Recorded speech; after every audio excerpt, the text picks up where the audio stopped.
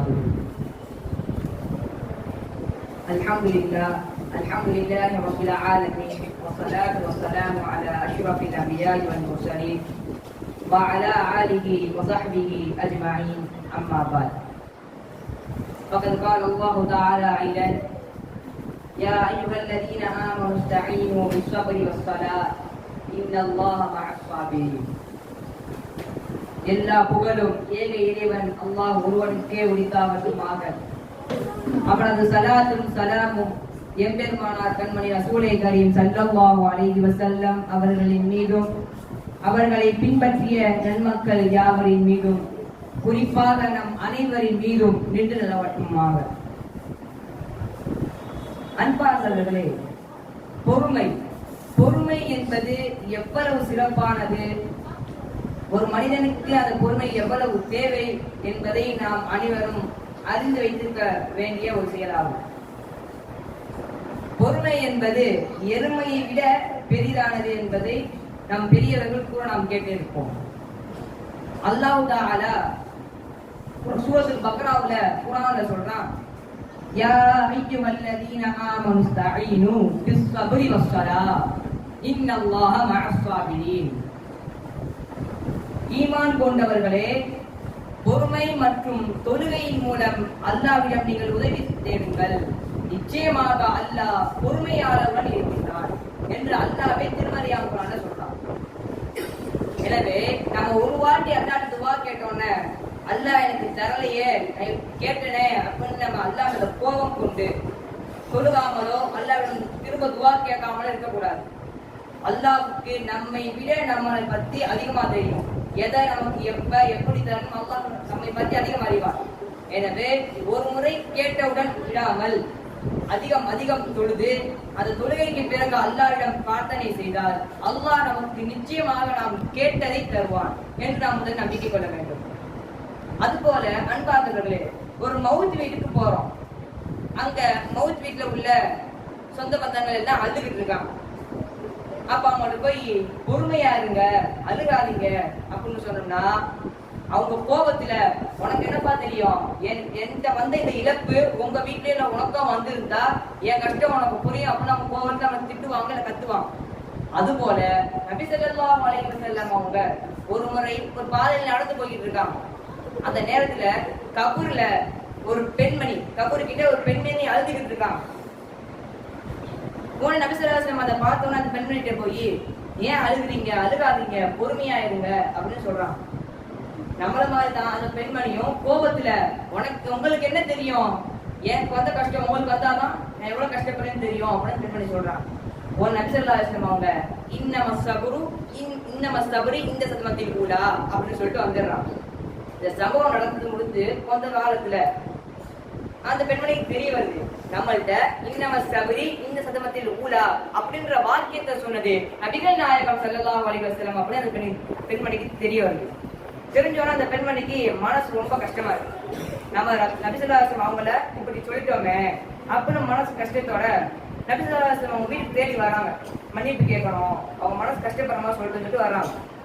நபி ஸல்லல்லாஹு அலைஹி வஸல்லம் அவங்கள்ட்ட அந்த பெண்மணி சொல்றாங்க, யா ரசூலல்லாஹ், உங்கள்கிட்ட இதுக்கு முன்னாடி நான் இந்த மாதிரி கடினமா பேசிட்டேன், என்ன மன்னிச்சிருங்க அப்படின்னு சொல்றாங்க. அப்ப ரசூலுல்லாஹி ஸல்லல்லாஹு அலைஹி வஸல்லம் சொல்றாங்க, அந்த நேரத்தையும் சொல்றாங்க, இன்னமஸ் சபரி இந்த சதமத்தில் ஊலா அப்படின்னு சொல்றாங்க. நமக்கு ஒன்னே சந்தேகம் வரலாம், இன்னமஸ் சபரி இந்த சதமத்தில் ஊலா அப்படின்னு நபி ஸல்லல்லாஹு அலைஹி வஸல்லம் அவங்க அடிக்கடி அந்த வாக்கியத்தை பதிவிடுறாங்க, அடிக்கடி சொல்றாங்க. அப்படின்னா அந்த வாக்கியத்துக்கு அப்படி என்ன அர்த்தம் அப்படின்னு நமக்கு தோணலாம். அந்த வாக்கியத்திற்கு என்ன பொருள் அப்படின்னா, நிச்சயமாக பொறுமை என்பது சோதனையின் முதல் படி. இதுதான் அந்த வாக்கியத்தோட பொருள். எனவே ஒவ்வொரு சோதனையிலும் நமக்கு அல்லாஹ் பொறுமையை நம்மிடம் அவன் பார்க்கிறான்.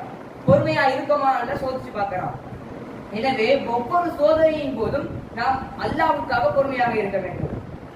அல்லாஹ் நம்மை எவ்வளவு உயர்வாக வைத்திருக்கிறான், எவ்வளவு கண்ணியப்படுத்தி பார்க்கிறான் என்பதை நபி ஸல்லல்லாஹு அலைஹி வஸல்லம் சொல்றாங்க.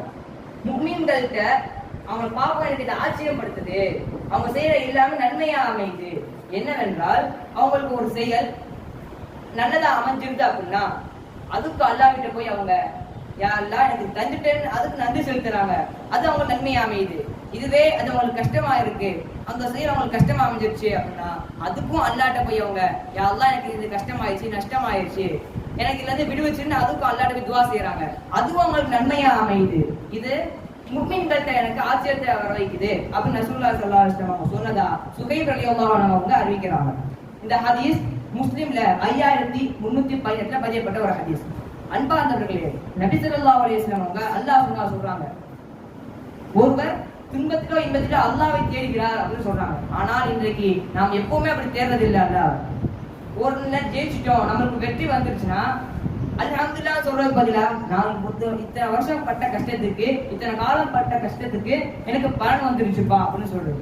இதுவே நம்மளுக்கு அது நஷ்டமாயிருச்சு கஷ்டமாயிருச்சுன்னா உடனே அல்லாஹ்வை திட்டுது, இந்த அல்லாஹ் எனக்கு மட்டும் உதவியே செய்ய மாட்டான்ப்பா, எனக்கு ஏன் இவ்வளவு கஷ்டப்பட்டு எனக்கு அல்லாஹ் தரான் அப்படின்னு அல்லாஹ் மேல கடினமா கோவப்பட்டு ஆகாத வார்த்தையில திட்டுறது அல்லாஹ். அது கூடாது. அல்லாஹ் தஆலா நம் மீது அதிகம் கண்ணியமும் அன்பும் நம்மை தாயை விட அதே அல்லாஹ் தஆலா வச்சிருக்கான். இது எல்லாம் முதல் விஷயம். இரண்டாவது, சோதனையை பொறுத்துக் கொள்ளுதல். அல்லாஹ் தஆலா எல்லாவற்றுக்கும் குர்ஆன் வசனம் வச்சிருக்கான். சோதனையை பொறுத்துக் கொள்ளுதல் என்பதற்கும் அல்லாஹ் குர்ஆன்ல சொல்றான், وَلَنَبْلُوَنَّكُمْ بِشَيْءٍ مِّنَ الْخَوْفِ وَالْجُوعِ وَنَقْصٍ مِّنَ الْأَمْوَالِ وَالْأَنفُسِ وَالثَّمَرَاتِ وَبَشِّرِ الصَّابِرِينَ. ஓரளவு அச்சத்தாலும் பசியாலும் செல்வங்கள் மற்றும் விவசாயத்தை கொண்டு உங்களை நாம் சோதிப்போம், அதை சேதமடைய செய்து உங்களை சோதிப்போம், அதை நீங்கள் பொறுத்து கொண்டால் இறுதியில் நற்செய்தி சொல்லப்படும் என்று அல்லாஹ் தஆலாவை குர்ஆன்ல சொல்றான். இது சூரத்துல் பக்ரால வரக்கூடிய வசனம். அன்பார்ந்தவர்களே, அல்லாஹ் நம்மை எந்த ரூபத்திலும் எப்படி வேண்டுமானாலும் எப்ப வேண்டுமானாலும் நம்மை சோதிக்கலாம். நாம் அந்த சோதனையில் பொறுத்து கொண்டு அல்லாஹ்வுக்காக அதை பொறுத்து கொண்டோம் என்றால் இறுதியில் நற்செய்தி அல்லாஹ் நமக்கு சொல்வான் என்பதை நாம் மனதில் வைத்துக் கொள்ள வேண்டும். அது குணாவாலும் இருக்கலாம், வறுமையாலும் இருக்கலாம், நஷ்டத்தாலும் இருக்கலாம்.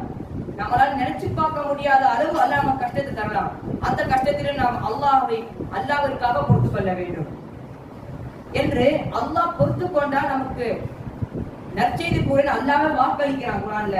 அப்பனா நமக்கு எவ்வளவு பேர் நன்மை தரணும் நம்ம சிந்திச்சு பார்க்கணும். மூன்றாவது, பொறுமையை அல்லாஹ்ட்ட எப்படி கேட்கறது? நம்ம நினைச்சா நமக்கு பொறுமை கொள்ள முடியாது. அந்த பொறுமையை அல்லாஹ்ட்ட நம்ம எப்படி வாங்குறது அப்படின்னு நம்ம பார்க்கலாம். அல்லாஹ்ட்ட போய் எனக்கு பொறுமையை தான் கேட்டா அல்லாஹ் தரமாட்டான். பொறுமையை தான் நம்ம அல்லாஹ்ட்ட கேட்டா பொறுமையை தான் கேட்கிறானே, சோதனை கொடுத்து அவன் பொறுமையா இருக்கான்னு அல்லாஹ் நம்ம சோதிச்சு பார்ப்பான். நம்ம அதுக்கு பதிலா அல்லாஹ்ட்ட எப்படி கேட்கறோம்னா, யா அல்லாஹ் சோதனையான காலத்துல எனக்கு பொறுமையை தான் கேட்கணும். அப்பதான் நமக்கு எவ்வளவு கடினமான காலத்திலையும் பொறுமையா இருக்கக்கூடிய பாக்கியத்தை அல்லாஹ் தருவான். அதுக்கு தான் அல்லாஹ் குர்ஆன்ல ஒரு அருமையான துஆ சொல்றான். قالوا ربنا افرغ علينا صبرا وثبت اقدامنا وانصرنا على القوم الكافرين. எங்கள் இறைவா, எங்கள் மீது சகிப்புத்தன்மையை ஊற்றுவாயாக, எங்கள் பாதங்களை நிலைப்படுத்துவாயாக, எங்களுக்கு எதிராக உனக்கு எதிராக உன்னை மறுப்பவருக்கு எதிராக எங்களுக்கு உதவுவாயாக என்பதுதான் இந்த துஆவுடைய பொருள்.